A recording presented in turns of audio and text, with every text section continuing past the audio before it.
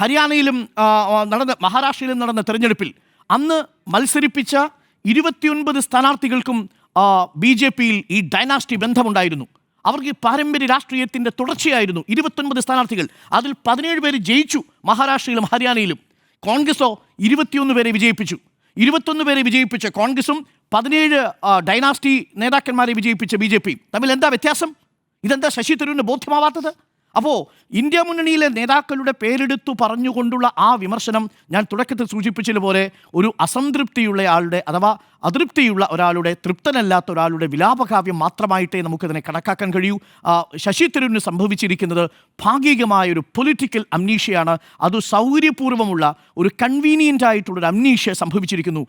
സൗകര്യത്തിലുള്ള രാഷ്ട്രീയ സൗകര്യത്തിനുള്ള ഒരു അംനീഷ്യയായിട്ടത് മാറിയിരിക്കുന്നു എന്നുള്ളതുകൊണ്ടാണ്. അതുകൊണ്ടാണ് ഒരു ഭാഗത്തെ ഡൈനാസ്റ്റി പൊളിറ്റിക്സിനെ പൂർണ്ണമായും മറച്ചു പിടിച്ചുകൊണ്ട് ഇന്ത്യൻ രാഷ്ട്രീയം ഒരു കുടുംബവാഴ്ചയുടെ ബിസിനസ്സാണ് എന്ന നരേറ്റീവിലേക്ക് എത്തുന്നത്.